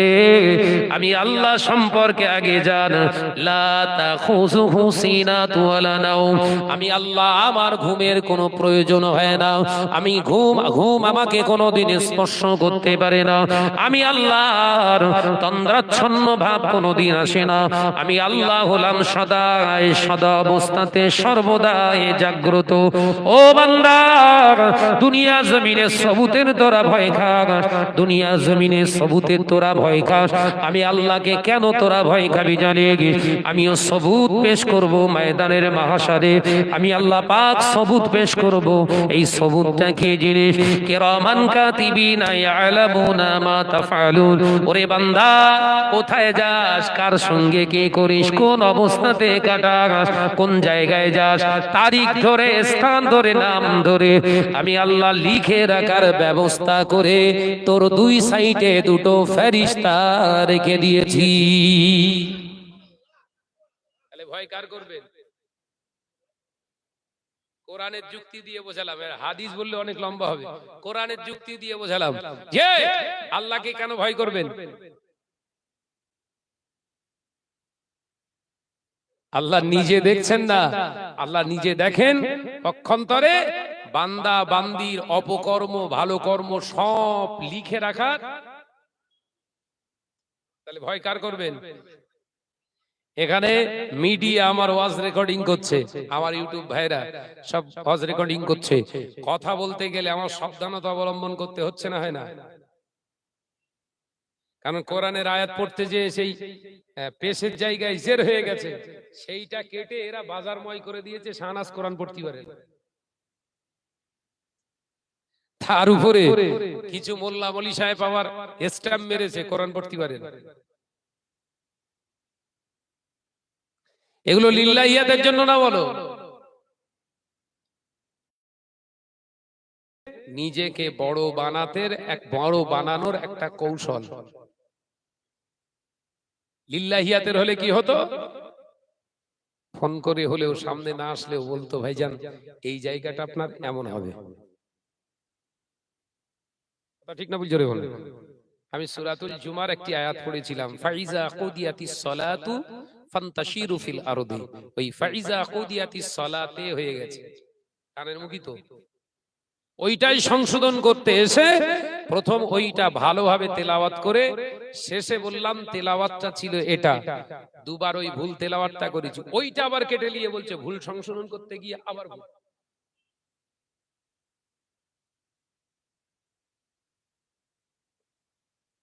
আল্লাহ শুকর, অহংকার তাকাব্বারি নয়, যে ভুল বলে প্রচার করছে আশা রাখি ওর পড়াতে পারবো, ওর পড়াতে পারবো ইনশাআল্লাহ। আমার নজওয়ানেরা, যুবকেরা, ছেলেরা, বাচ্চারা, তাহলে লিল্লাহিয়াতের কাজ করলে, লিল্লাহিয়াত আল্লাহ সন্তুষ্টের জন্য কাজ করলে গারমিয়াত থাকবে, অহংকার থাকবে, অহমিকা থাকবে। মুসাদ্দুজ্জামান দাদা পীর রাহমাতুল্লাহ আলাইহির বাগানের করে কমে খাচ্ছ, বিরাট নাম যশ কামানোর জন্য দাদা হুজুরকেই ছোট করবে, আর আমরা কালবি সন্তানরা মেনে নেব। জীবনের প্রতিটা মুহূর্তে এ সংগ্রামে জীবন দিতে প্রস্তুত। ওই সমস্ত ভণ্ডদের বিরুদ্ধে সোচ্চার হওয়ার জন্য একবারও পিছপা হওয়ার প্রয়োজন নেই। কথা বলছেন না কেন? শাহনাজ গর্জন দিচ্ছে, এখন শাহনাজকে কি করে দমানো যায়? তোরা চেষ্টা চালিয়ে যা। শাহনাজ জমিনের উপরে আল্লাহর দয়ায় থাকে, আল্লাহর জন্য কাজ করবে, আল্লাহর জন্য কথা বলবে, আল্লাহর জন্যই লড়বে। তবে আল্লাহ ওয়ালা যারা, আল্লাহর মাহবুব যারা, তাদের সংস্পর্শে কোনো ঘা আসলে এটাও কি করে প্রতিহত করতে হয় সে অবলম্বন করবে। কথা ঠিক না ভুল জোরে বলে? দাদা পীরের বাগান, এ বাগান কার? আমার দাদা পীর রাহমাতুল্লাহ আলাইহির রেখে যাওয়া এই সুন্দর সাজোয়াট করা বাগান। সেই বাগানে আগাছা কুগাছা হলে একটার দিক তো ছেঁড়াছিড়ির দরকার আছে। কথা বলছেন না কেন? দাদা পীরের বাগানে যদি আগাছার জন্ম হয়, সে আগাছা ছিঁড়ে ফেলার দরকার আছে। যদি ওই আগাছা থাকে আগামী দিন ওই গাছে, যে গাছে ওই আপনার বলেন না, এই যে বলেন না যে গাছে ওই আম গাছে ওই আপনার চিনের ডাল জন্মায় না, ও গাছে আম হতে চায়, তাহলে ওই চিনের ডাল ভাঙতে হবে। এখন ওই চিনের ডাল ভাঙা শুরু হয়েছে, অসুবিধা হচ্ছে নাকি? চেষ্টা চালাও। 21, 22, 23 ফাল্গুন ইসালে সওয়াব ঐতিহাসিক, গোটা ভারতবর্ষে অত বড় ইসালে সওয়াব কোথাও হয় না। একবার জোরে হবে না সুবহানাল্লাহ? যেখানে 35 থেকে 40 লক্ষ মানুষের সমাগম হয়, সেই ইসালে সওয়াবের জন্য ক্যানভাস হয় না, সেই ইসালে সওয়াবের জন্য ক্যানভাস হয় না। দরবারে ফুরফুরা শরীফে আরো চাচাজান হুজুর কেবলা তারা জিকিরের মজলিস করে, কেউ বাৎসরিক জিকিরের মজলিস করে, কেউ মাসে করে। সেই জিকিরের মজলিসের জন্য এত প্রচার প্রসার হয় না। কোথাকার কে দুটো আমরা ভাতে দে জিকিরের জন্য বিশাল তোলপাড় চলছে, জয় করব এমন করছে যেন মক্কা বিজয় হচ্ছে। এ কথা ঠিক না বুঝলেন? শোনেননি? যে শুনে রেখে দেন, পীর হওয়ার জন্য কাউকে দিয়ে বলিয়ে লিলে পীর হওয়া যায় না। পীর হতে গেলে, আল্লাহ ওয়ালা হতে গেলে, উলিল আমর হতে গেলে, প্রকৃত আল্লাহর মাহবুব হতে গেলে গোপনে গোপনে গোপনে গোপনে রবের সঙ্গে সম্পর্ক যুক্তই হতে হয়। একবার জোরে হবে না সুবহানাল্লাহ? জানারা হয়েছিলেন শাহ সুফি ছোট হুজুর পীর কেবলা রাহমাতুল্লাহ আলাইহি দীর্ঘ প্রায় 12 থেকে 18 বছর ধরে জঙ্গলে কাটিয়েছিলেন। গভীর রাত হয়ে গেলে ছোট হুজুর পীর কেবলাকে পাওয়া যেত না, জঙ্গলে চলে যেতেন। কোথায়? সেই ধনপোতার জঙ্গল, গেছেন তো? ধনপোতা এখন সে মাদ্রাসা, বড় আপনার ঈদগাহ হয়ে গেছে জঙ্গলটা, যে সেখানে পড়ে থাকতেন। মুজাদ্দিদুজ্জামান পৃথিবীর জমিনে এই এত ধর্মের কাজ করেও গোপনে গোপনে বেরিয়ে যেতেন। কোথায়? জঙ্গলে। হুজুর আমার তিনি ইবাদত বান্দিগি করে করে একটানা 25 বছর ধরে আল্লাহ পাকের নৈকট্য হাসিলের জন্য একাকী জীবন কাটিয়েছেন। গভীর রাতে রবের সঙ্গে সম্পর্ক করলেন আল্লাহর মাহবুব বান্দার জন্য। পাকিস্তানের একজন আল্লাহর মাহবুব বান্দাকে স্বপ্ন দেখিয়ে রাসূলুল্লাহ বললেন, যাও আমার আবু বকরকে আল্লাহ পাক জামানার যুগের মুজাদ্দিদ হিসাবে আল্লাহ কবুল করেছেন। এখন আমি শাহনাজকে কত বড় মৌলী সাহেব মিডিয়ায় প্রচার করতে হয়, ইমান কত বড় বুঝতে পেরেছেন তো? আমি শাহনাজ কত বড় মাওলানা, আমার সব ফোন করে, ভাইজান কি লিখবো? যা পারিস লেখ, শুধু দিবি মোহাম্মদ শাহনওয়াজ। না, মাওলানা, হাফেজ, কারি, হাজি, মুফতি, অমুক তমুক সমাজের সেবক মুজাহিদে মিল্লাত এই সেই, সে দেখা যাচ্ছে নাম একটুখানি আর লাকাব 3 মাইল। কেন? এগুলো দিলে ইজ্জত বাড়ে না? ইজ্জত দেওয়ার মালিক তো বললি অস্করলি আল্লাহ, হেডিং এ অত দেওয়ার দরকার কি আছে? কথা বুঝতে পারছেন না? এ হাল তেরা চাল হে, মকসুদ তো তেরা মাল হে। অর্থাৎ এই চিন্তা ভেতরে ঢুকিয়েছিস একটাই, দুনিয়া হাসিল করতে হবে। তবে বাবা দুনিয়া হাসিল করতে গিয়ে যেন আখিরাতে ঠকে যেও না। ও বেয়ানেরা, নওজওয়ানেরা, যুবকেরা, ছেলেরা, বাচ্চারা, পর্দানশীনা মা ও বোনেরা, আমি আপনাদের ভাই মোহাম্মদ শাহনওয়াজ বলে যায়, আল্লাহ নবী দয়ার নবী রাহমাতাল লিল আলামিন জানিয়ে দিলে, ও আমার সাহাবী ওমর শুনে রেখে দাও, জেনে রেখে দাও, তুমি রোনা জালি করছো, আমি নবী তোমাকে এমনি বলি নাই তুমি জান্নাতি। ও আমার ওমর, তোমাকে তোমার ঈমান ডেকে এনেছে মসজিদে নববী শরীফে, এর থেকে প্রমাণ হয়ে গেল তুমি যে জান্নাতি বান্দা, এটাই তোমার প্রমাণ করার জন্য যথেষ্ট হয়ে গিয়েছে। ও নওজওয়ানেরা, যুবকেরা, ছেলেরা, বাচ্চারা, পর্দানশীনা মা ও বোনেরা, মসজিদে আজান হচ্ছে, আজানটা কানে আসে, নামাজ পড়ার জন্য আপনার মনটা অস্থির হচ্ছে না, নামাজের জন্য আপনার মনটা কাঁপছে না, নামাজের জন্য আপনার মনটা বিচলিত হচ্ছে না, জানবেন আপনি ঈমানদার, আপনার ঈমান আছে, তবে কাঁচা ঈমান নয়, ওটা হলো শুকনো ঈমান। আর শুকনো কাঠ জালে বেশি। কথা বুঝতে পারছেন না? শুকনো কাঠ জলে বেশি না? অনেক বেনামাজি মুসলমান রয়েছে, ঈমানদার আছে, তারা বলে নামাজ না পড়লে কি হবে, গাঁজা খাই তো কি হবে, মদ খাই তো কি হবে, লটারি কেটিস তো কি হবে, আমার ঈমান ঠিক আছে। এই বলে না, বলে না, জোরে বলতা। ওর ঈমান আছে তো? হ্যাঁ গো, ওর ঈমান আছে, শুকনো ঈমান। কি ঈমান? বল না রে ভাই। ওর ঈমান হলো শুকনো ঈমান। ওই শুকনো ঈমান নিয়ে কবরে ঢুকলে ওকে জ্বলতে হবে বেশি। ভাইরা, আমার নওজওয়ানেরা, যুবকেরা, ছেলেরা, বাচ্চারা, পর্দানশীনা মা ও বোনেরা, আমি বলেছিলাম আল্লাহকে ভয় করুন। ও মুসলমান ভাই বাবাজিরা, শুনে রেখে দিন, জেনে রেখে দিন, আল্লাহ নবী পাক জবানে জানিয়ে দিলেন, ও আমার সাহাবীরা, আমার উম্মাত উম্মাতিরা সুদের লেনদেনকারী হয়ে যাবে, নামাজ পড়বে, রোজা করবে, হজ করবে, যাকাত দেবে, বড় বড় মসজিদ তারা বানাবে, আমি নবী জানিয়ে দিলাম, কিন্তু মসজিদের মুসল্লি পাওয়া যাবে, আল্লাহকে ভয় করনে বলা মুসলমান পাওয়া যাবে না। ও নওজওয়ানেরা, যুবকেরা, আল্লাহ নবী বললেন সুদের লেনদেনকারী হয়ে যাবে, যার কারণে মুসলমান নামাজ আদায় করবে, অথচ ইবাদত করনে বলা ইবাদতকারী ইবাদতের মজা পাবে না। মসজিদে গেলে গত পরশু তো শুক্রবার গেল, মসজিদে যখন জুমার খুতবা পড়ছিল, খুতবা, এই খুতবা দেওয়ার সময় ইমাম সাহেব গোটা মসজিদটা ভর্তি দেখেছিল না? কথা বলছেন না কেন? কিন্তু খুতবার শেষে 2 রাকাত নামাজ শেষে ভর্তি ছিল? কথা বলে না। খুতবার সময় ছিল 10 কাতার, খুতবা শেষে নামাজ শেষে হয়ে গেল 3 কাতার। 7 কাতার যেগুলো ছিল সব ফেরেশতা, ওদের আর নামাজ নেই। ও বেজানেরা, নওজওয়ানেরা, যুবকেরা, ছেলেরা, বাচ্চারা, এর কারণ কিছু নয়, কিতাবের ভিতরে এসেছে, মানুষ যখন হারাম খানা খায়, মানুষ যখন হারাম খেতে শুরু করে দেয়, ওর অন্তরটা হালাল দিক থেকে হারামের রাস্তায় চালনা হতে শুরু করে।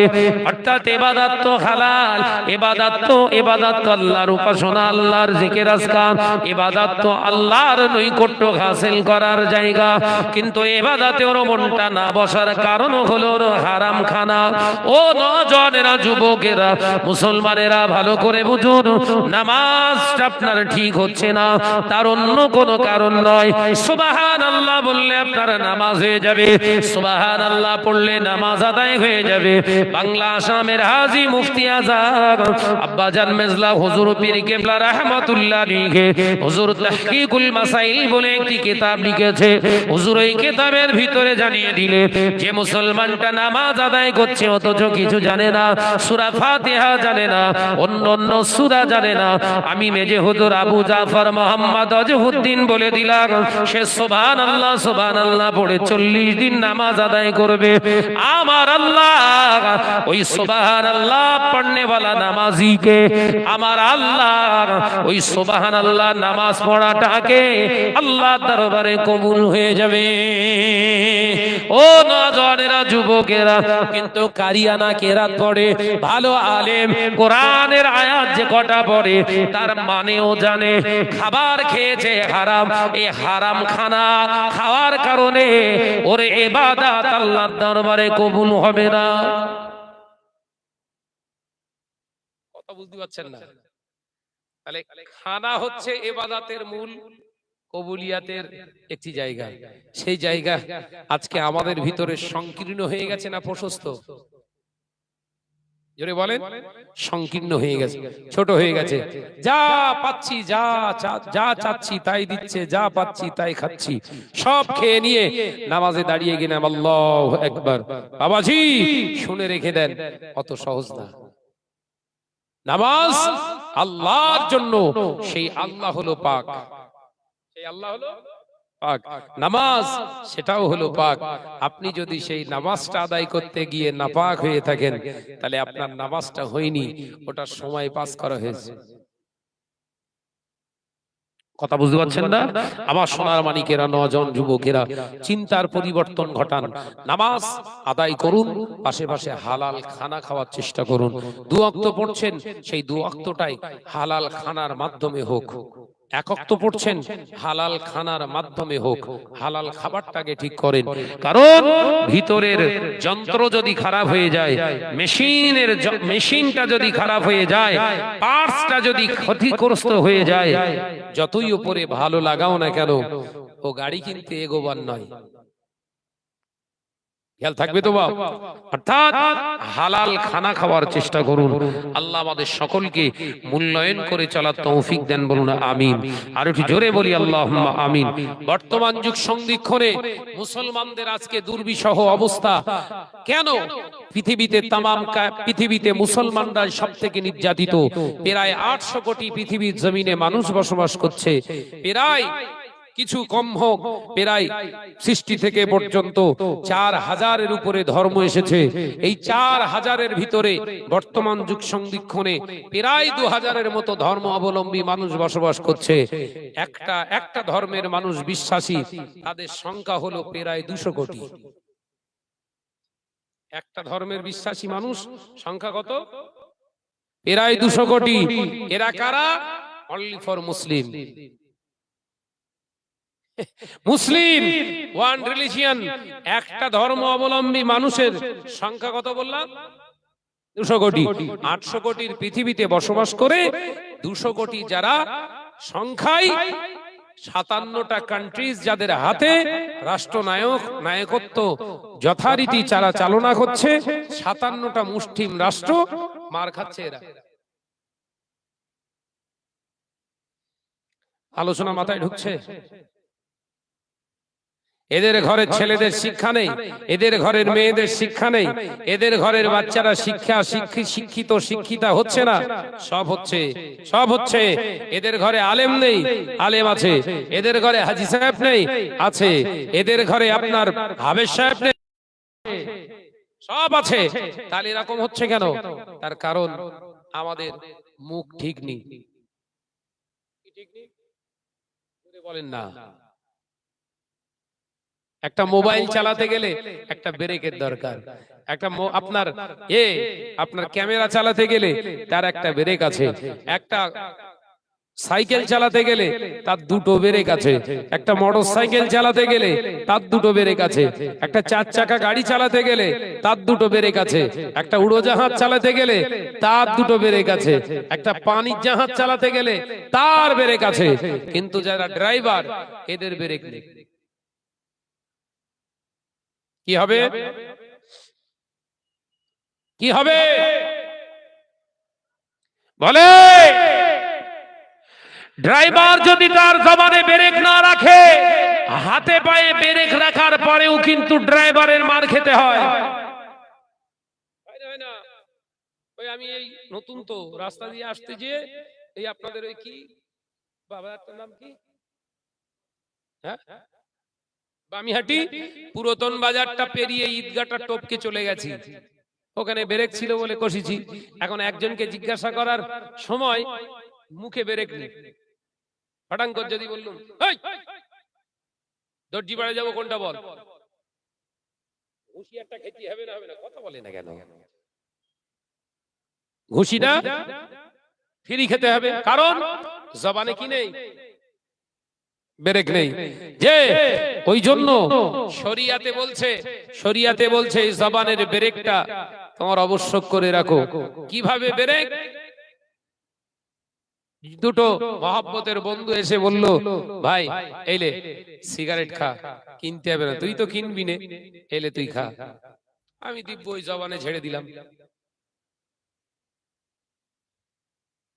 একটু বাংলা মাল, এক গ্লাস লাগিয়ে দিল, লে তুই খা, লাগিয়ে দিলাম। বিয়ে সুদের আপনার ওই পনের বিয়ে শাদির দাওয়াত দিয়েছে, দিব্যু খেয়ে নিলাম। সব যাচ্ছে কোথা দিয়ে? কথা বলে না তো, নাক দিয়ে, নাক দিয়ে, চোখ দিয়ে, কান দিয়ে, কোথা দিয়ে? তাহলে ব্রেক ধরবেন কোথায়? কথা বলছেন না, ব্রেক। এই ব্রেকটা যদি আমি আপনি না ধরতে পারি, তাহলে সারা জীবন তপস্যা করলেও রাসূলুল্লাহকে পাওয়া যাবে না। ব্রেকটা যদি না ধরতে পারি, লক্ষ লক্ষ মানুষ হজ পাকে যায়, লক্ষ লক্ষ মানুষ উমরাতে যায়, সবাই কিন্তু হাজারে আসওয়াদ চুমা দেয়, হাজারে আসওয়াদে সবাই চুম্মা দেয়, কেউ দুধ থেকে দেয় আর কেউ ডাইরেক্ট দেয়।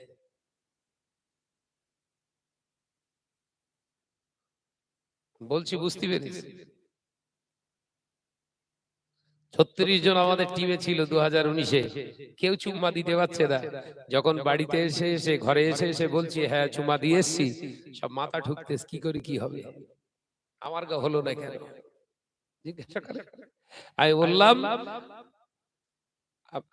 যেদিন আমি আলবিদা বিদায় তওয়াফ করব, সেই দিনে নিয়ে যাব তোমার কাছে চুমা দেওয়া হবে, তাই তো নাকি? লাইন দিয়ে চুমা দিল। যে আমার নজনা যুবকেরা মহব্বতটা সেইভাবে রাখো, হাজারে আসওয়াদ তোমাকে ডাকবে, নিয়তটা ঠিক রেখে দাও, হাজারে আসওয়াদ তোমাকে ডাকবে, ঠিক ঠেলা মারতে মারতে ঠিক হাজারে আসওয়াদের সামনে এনে দাঁড় করিয়ে দেবে। অর্থাৎ সম্পর্কটা অন্তর থেকে রাখুন, মৌখিক না। আল্লাহ শুকর, আমি 2023-এ ফরজ হজ করলাম, আবার গত রমজানে উমরা করলাম, এ রমজানেও জমা দিয়েছি। জানি না আল্লাহ কতটা কবুল করবেন, যাওয়ার তৌফিক দিলে যাব। যে নবীর সঙ্গে সম্পর্কটা ভালো রেখে দেন, আল্লাহর সঙ্গে সম্পর্কটা ভালো রেখে দেন। দুনিয়ার জমিনে আপনার টাকা, অর্থ, ধন সম্পদ, ইজ্জত, শহরত, আল্লাহ যা কিছু দিয়েছে অনলি ফর কেবলমাত্র তার রেজাবান্দি হাসিল করার জন্য, সেগুলো যদি কাজে না লাগাতে পারেন, এই অর্থই বিষয়টা আপনার কাছে বিষ হয়ে দাঁড়াবে। বিষয় না বিষ, দুনিয়ায় দেখাচ্ছে বিষয়, কিন্তু হয়ে যাবে বিষ। ভাইরা, মা, নজনেরা, যুবকেরা, ছেলেরা, বাচ্চারা, পর্দানশীনা মা ও বোনেরা, আমি আপনাদের কাছ থেকে বিদায় নেব। আল্লাহ নবী দো জানের বাদশা হাবিবুল্লাহ নবী জনাবে মুহাম্মদুর রাসূলুল্লাহ সাল্লাল্লাহু আলাইহি ওয়াসাল্লাম পাক জবানে জানিয়ে দিলে এমন একটা দিন আসবে, সময় আসবে, মুসলমানদের ঘর থেকে জিকির উঠে যাবে। জিকির মানে নামাজ, জিকির মানে কোরআন তেলাওয়াত, জিকির মানে লা ইলাহা ইল্লাল্লাহ মুহাম্মাদুর রাসূলুল্লাহ সাল্লাল্লাহু আলাইহি ওয়াসাল্লাম। আল্লাহ নবী জানিয়ে দিয়ে গেলেন মুসলমানরা ধনাঢ্য ব্যক্তিতে রূপান্তরিত হয়ে যাবে, মুসলমানরা ধন সম্পদের অধিকারী হবে, কিন্তু এই মুসলমানদের ঘর থেকে আল্লাহর জিকির আর থাকবে না। ও নওজনেরা, যুবকেরা, এই হারাম খানা খাওয়ার কারণে, হারামের লেনদেন করার কারণে আমার উম্মতদের ঘরে ঘরে পরকীয়ায় লিপ্ত হবে। অর্থাৎ স্বামী স্ত্রী থাকার পরেও অন্য কোন বেগানা নারী পুরুষের সঙ্গে অবৈধ সম্পর্কে লিপ্ত হয়ে যাবে। ওই সময় দেখতে পাওয়া যাবে সুদের রমরমা বাজার চলার কারণে মুসলমানদের ঘর থেকে, নামধারী মুসলমানদের ঘর থেকে অবৈধ সন্তানের সংখ্যা বেড়ে যাবে। যখন সমাজের বুকে অবৈধ সন্তানের সংখ্যা জন্ম বেড়ে যাবে, আমার ইসলামটা ততই গরিব হয়ে যাবে। কি সন্তান বললো? অবৈধ সন্তানের সংখ্যা বাড়বে, তার মানে কাগের বাসায় কোকিল ডিম পাড়বে। আর আলোচনা অসুবিধা হচ্ছে নাকি? শুরু হয়নি। নিজে নামাজ আদায় করছে, নিজে রোজা আদায় করছে, হজ আদায় করছে। ও নওজনেরা, রজব মাসে আপনার মাথার ভিতরে ঢুকিয়ে দেন, আপনার ঘরের বিবিটা যদি বন্ধন গ্রুপ স্যারের পাশে যে যদি ষাঁড়ের পাশে যদি মিটিং করে, মহিলা সমিতি ষাঁড়ের পাশে যদি প্রতি সপ্তাহে গিয়ে মিটিং করে, আপনি যত বড় ইমাম সাহেব সেজে ঘোরেন না কেন, যত বড় মাওলানা সেজে ঘোরেন না কেন, যত বড় নেতা সাহেব হয়ে ঘোরেন না কেন, রাসূলুল্লাহ সাল্লাল্লাহু আলাইহি ওয়াসাল্লামের পাক জবানের হাদিস অনুযায়ী আপনি হলেন দায়ুস। আল্লাহ নবী পাক জবানে জানিয়ে দিয়েছে, আদ-দায়ুসু লা ইয়াদখুলুল জান্নাহ ওয়া মাসাবিরা। আমি নবী জানিয়ে দিলাম দায়ুসেরা কোশ্চিন কালে বেহেশতে যাবে না। দায়ুস কারা? আমি নবী জানিয়ে দিলাম যে নিজে যে পৃথিবীর জমিনে বেঁচে থাকা অবস্থায় তার বিবি, তার মা, তার মেয়ে, তার নিজের আপনার করে বোন, এই চারজন মহিলাকে হেজাবিনী বানাতে পারলো না। আমি নবী জানিয়ে দিলাম ওই ব্যক্তিটা যত বড় মুসল্লি সাজুক না কেন, ও হলো দায়ুস, ওর ঠিকানা হলো জাহান্নাম।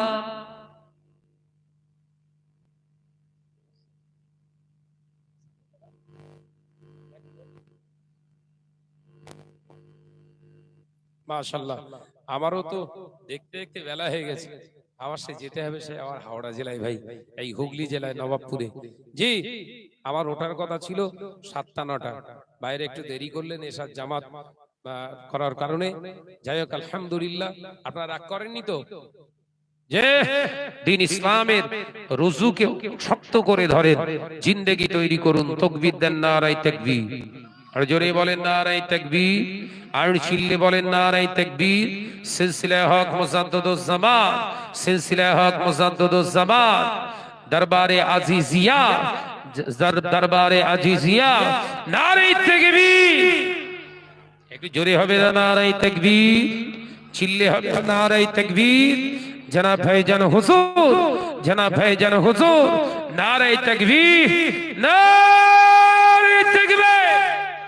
সিলসিলা হক মুজাদ্দিদুজ জামান, সিলসিলা হক মুজাদ্দিদুজ জামান, নারায়ে তাকবীর। মাশাআল্লাহ, ওটাওটি করবেন না। রাস্তায় যারা দিক ওদিক আছেন, ভাইজান এসেছেন, আপনারা ওয়াজ নসিহত শুনতে থাকুন, আমার জন্য দোয়া করবেন। আসসালামু আলাইকুম ওয়া রাহমাতুল্লাহি ওয়া বারাকাতুহু।